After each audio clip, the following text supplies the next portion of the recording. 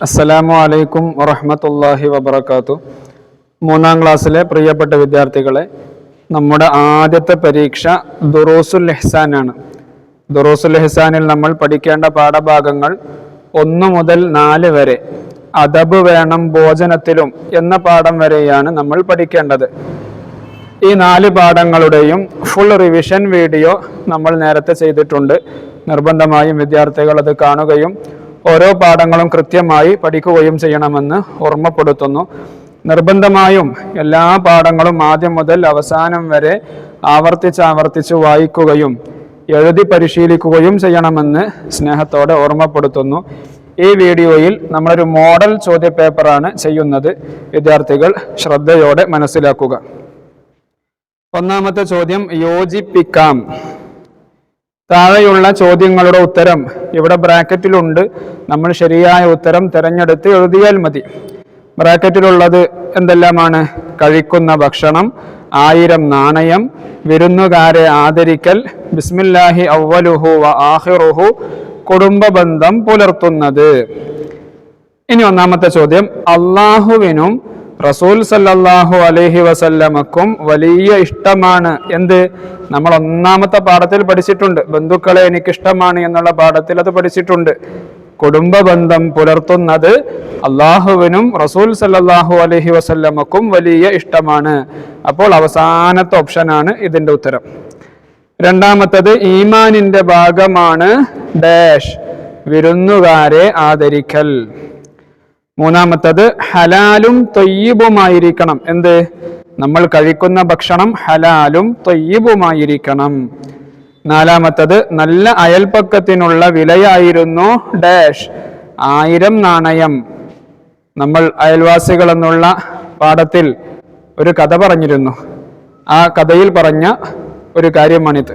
നല്ല അയൽപക്കത്തിനുള്ള വിലയായിരുന്നു 1000 നാണയം. തുടക്കത്തിൽ ബിസ്മി മറന്നാൽ, ഭക്ഷണം കഴിക്കുമ്പോൾ നമ്മൾ തുടക്കത്തിൽ ബിസ്മി മറന്നു, അങ്ങനെ ഓർമ്മ വന്നാൽ നമ്മൾ എന്താണ് പറയേണ്ടത്? ബിസ്മില്ലാഹി അവ്വലുഹു വ ആഖിറുഹു എന്ന് പറയണം.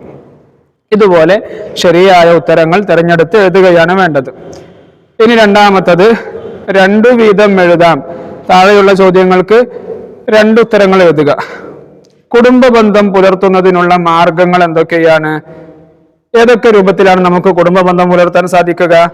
1, കുടുംബക്കാരെ സൽക്കരിക്കുക, അവർക്ക് സദഖ ചെയ്യുക, കഴിയുന്ന സഹായങ്ങൾ ചെയ്യുക, അവരെ സന്ദർശിക്കുക, അവർക്ക് ഹദിയ നൽകുക, രോഗിയായാൽ ആവശ്യമായ സഹായം ചെയ്തു കൊടുക്കുക, അവരുടെ സന്തോഷങ്ങളിൽ സന്തോഷിക്കുക, അവർക്ക് ദുഃഖം വരുമ്പോൾ ആശ്വസിപ്പിക്കുക, ദുആ ചെയ്യുക. ഇതൊക്കെ കുടുംബ ബന്ധം പുലർത്താനുള്ള മാർഗങ്ങളായിരുന്നു. ഏതെങ്കിലും എളുപ്പമുള്ള 2 എണ്ണം എഴുതിയാൽ മതി. അടുത്തത്, അയൽവാസികളോടുള്ള കടമകൾ. അതും നമ്മൾ ധാരാളം പറഞ്ഞിട്ടുണ്ട്. ഏതെങ്കിലും 2 എണ്ണം എഴുതിയാൽ മതി. അവരെ വേദനിപ്പിക്കാതിരിക്കുക, അവർ നമ്മെ വേദനിപ്പിച്ചാൽ നാം പൊറുക്കുക, അവരെ ബഹുമാനിക്കുക, അവർക്ക് ഗുണം ചെയ്യുക, അവരെ സന്ദർശിക്കുക, അവരുടെ സുഖവിവരങ്ങൾ അന്വേഷിക്കുക, അവരുടെ കുറവുകൾ മറച്ചു വെക്കുക. ഇതെല്ലാം അയൽവാസികളോടുള്ള കടമകളാണ്. ഏതെങ്കിലും 2 എണ്ണം എഴുതിയാൽ മതി. ഇനി അടുത്തത്, ഭക്ഷണം കഴിക്കുന്നതിന്റെ മര്യാദകളിൽ 2 എണ്ണം എഴുതുക. അതും ധാരാളം പറഞ്ഞിട്ടുണ്ട്. ഏതെങ്കിലും 2 എണ്ണം എഴുതുക. തുടക്കത്തിൽ ബിസ്മി ചൊല്ലുക. നമുക്ക് എളുപ്പമുള്ളത് എഴുതിയാൽ മതി. തുടക്കത്തിൽ ബിസ്മി ചൊല്ലുക, വലത് കൈ കൊണ്ട് കഴിക്കുക, കഴിച്ചു കഴിഞ്ഞാൽ അൽഹംദുലില്ലാ പറയാ. ഇതൊക്കെ നമുക്ക് അറിയാവുന്ന പോയിന്റുകളാണ്. എളുപ്പമുള്ള ഏതെങ്കിലും 2 എണ്ണം എഴുതിയാൽ മതി. ഇനി ഉത്തരം എഴുതാം. ആരാണ് കുടുംബക്കാർ? ഒന്നാമത്തെ പാഠത്തിൽ നമ്മൾ പഠിച്ചില്ലേ, ആരാണ് കുടുംബക്കാർ? നമ്മുടെ ഉപ്പയുമായോ ഉമ്മയുമായോ രക്തബന്ധമുള്ളവരാണ് കുടുംബക്കാർ. ഇതെല്ലാം വിദ്യാർത്ഥികൾ എഴുതി പരിശീലിക്കണം. പല വിദ്യാർത്ഥികൾക്കും ഒരുപക്ഷെ ഉത്തരങ്ങളൊക്കെ അറിയുമായിരിക്കും, പക്ഷേ എഴുതാൻ അറിയാത്തതിന്റെ പേരിൽ മാർക്കുകൾ നഷ്ടപ്പെടാറുണ്ട്. അതുകൊണ്ട് വിദ്യാർത്ഥികൾ നിർബന്ധമായും എഴുതി പരിശീലിക്കുകയും വേണം. 2, അയൽപക്ക ബന്ധം ഊട്ടിയുറപ്പിച്ച ഖുറാസാനിലെ ആ മഹാപണ്ഡിതനാരാ? അബ്ദുല്ലാഹിബ്നുൽ മുബാറക് റളിയല്ലാഹു അൻഹു. മൂന്നാമത്തത്, ഭക്ഷണം കഴിക്കുന്നത് കൊണ്ട് നാം കരുതേണ്ടത് എന്താണ്? എന്താണ് ഭക്ഷണം കഴിക്കുമ്പോൾ നാം കരുതേണ്ടത്? ഇബാദത്തിനുള്ള കഴിവുണ്ടാകാനാണ് ഭക്ഷണം കഴിക്കുന്നത്. ഇബാദത്ത് ചെയ്യാൻ, അള്ളാഹുവിന് ഇബാദത്ത് ചെയ്യാനുള്ള കഴിവുണ്ടാകാനാണ് ഞാൻ ഭക്ഷണം കഴിക്കുന്നത് എന്നാണ് കരുതേണ്ടത്. ഇനി അടുത്തത് 4-മത്തത്, വീട്ടുകാർ വിരുന്നുകാരെ സ്വീകരിക്കണം. എങ്ങനെ? പ്രസന്ന ഭാവത്തോടുകൂടി വിരുന്നുകാരെ സ്വീകരിക്കണം. അവരുടെ സുഖവിവരങ്ങൾ അന്വേഷിക്കണം. അവർക്ക് ഇഷ്ടപ്പെട്ട ഭക്ഷണപാനീയങ്ങൾ ഒരുക്കി കൊടുക്കണം. വിരുന്നുകാരോടൊപ്പം ഭക്ഷണം കഴിക്കണം. അവർ മടങ്ങുമ്പോൾ വീട്ടുപടിക്കൽ വരെ കൂടെ പോകണം. ഇതൊക്കെ നമ്മൾ പറഞ്ഞിട്ടുണ്ട്. ഏതെങ്കിലും 2 എണ്ണം എഴുതിയാൽ മതി. ഇനി അടുത്തത് പൂർത്തിയാക്കാം. കുടുംബ ബന്ധം പുലർത്തിയാൽ ഡാഷ് വിശാലമാകും, ഡാഷ് കൂടും. എന്താണ്? കുടുംബ ബന്ധം പുലർത്തിയാൽ റിസ്ഖ് വിശാലമാകും. റിസ്ഖ് എന്ന് അവിടെ എഴുതി കൊടുക്കണം. അതുപോലെ ആയുസ് കൂടും. ഇനിയോ രണ്ടാമത്തത്, അയൽവാസി പട്ടിണി കിടക്കുമ്പോൾ ഡാഷ്.